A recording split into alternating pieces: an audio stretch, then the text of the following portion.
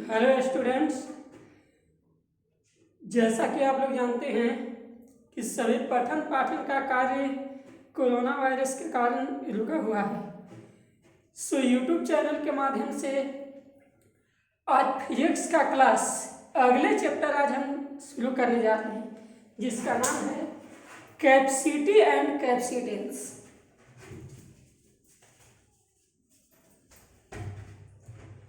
Capacity and capacitance.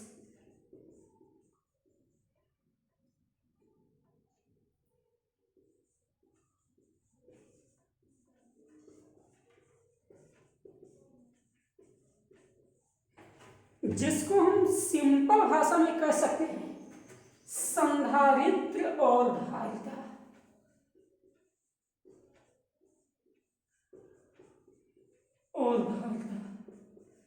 इससे पहले chapter में हम लोग पढ़े थे इलेक्ट्रिक चार्ज के बारे में।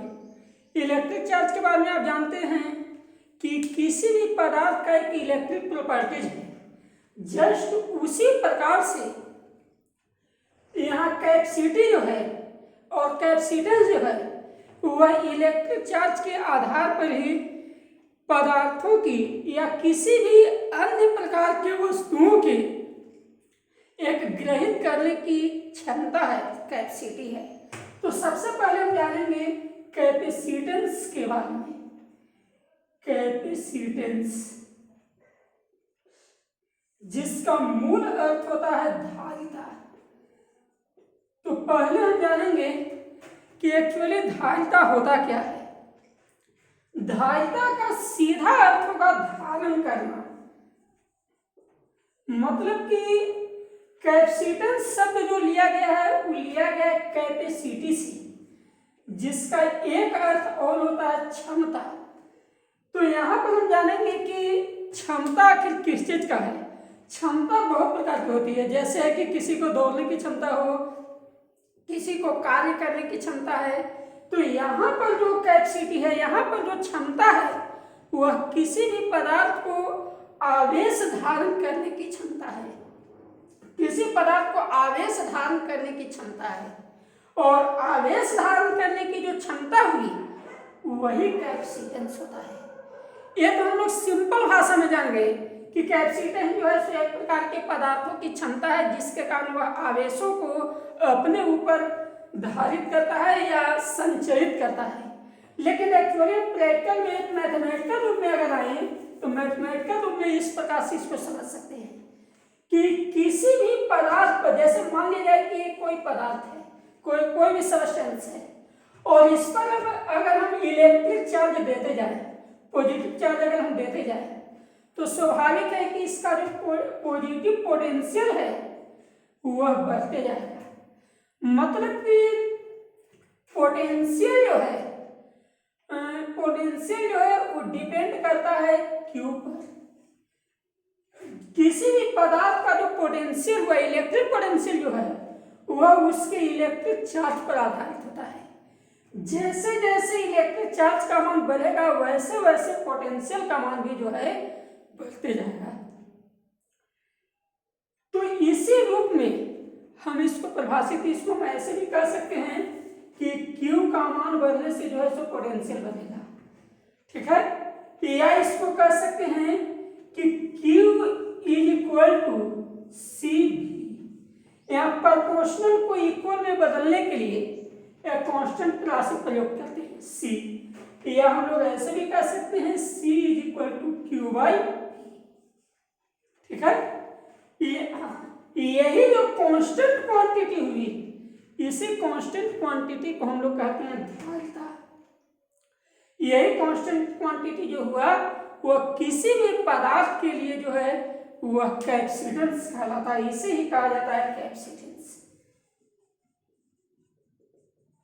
कैपेसिटेंस। तो हम लोग अब यहाँ किसी पदार्थ के लिए कह सकते हैं कि कैपेसिटेंस एक प्रकार की राशि है, और एक ऐसी राशि है जो उस पदार्थ पर उपस्थित इलेक्ट्रिक चार्ज और उसके इलेक्ट्रिक पोटेंशियल के रेशियो के बराबर होता है, अनुपात के बराबर होता है। अब हम अगर इसके, ये तो खैर संख्यात्मक मान हुआ, एक क्वांटिटी के रूप में अगर इसे परिभाषित करना चाहें तो मान सकते हैं v इज इक्वल टू 1, तो हो सकता है q c is equal to q, मतलब कि हम लोग कह सकते हैं कि किसी पदार्थ के एकांक पोटेंशियल के लिए, किसी पदार्थ के एकांक पोटेंशियल के लिए जितने आवेश की आवश्यकता होगी, जितना इलेक्ट्रिक चार्ज की आवश्यकता होगी उसे ही कहा जाएगा कैपेसिटेंस, उसे ही उस पदार्थ का कैपेसिटेंस कहा जाता है। तो हम लोग कह सकते हैं कि किसी पदार्थ के एकांक पोटेंशियल को बढ़ाने के लिए जितने इलेक्ट्रिक चार्ज की आवश्यकता होती है उसे ही कैपेसिटेंस कहा जाता है, अर्थात हो जाएगा C equal to Q by we.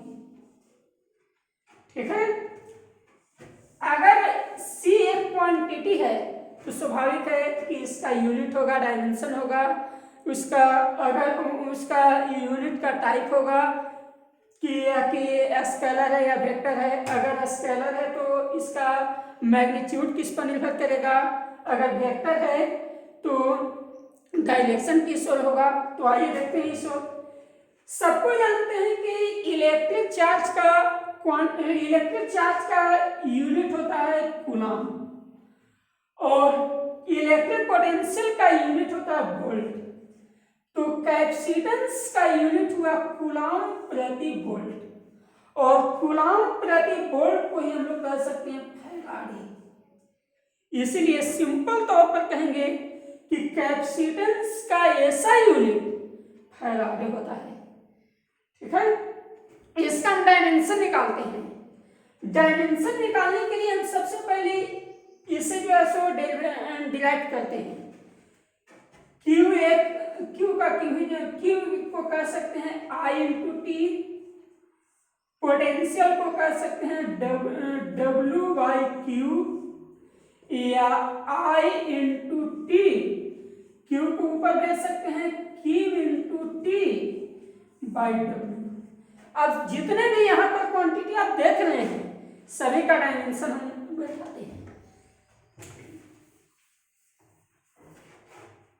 सबसे पहले I का डायमेंशन I अथवा ये दोनों से कोई दे सकते हैं I, टाइम का डायमेंशन T,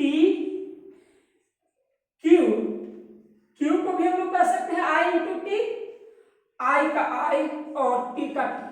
W का डायमेंशन सबको जानते हैं ml स्क्वायर T माइनस 2।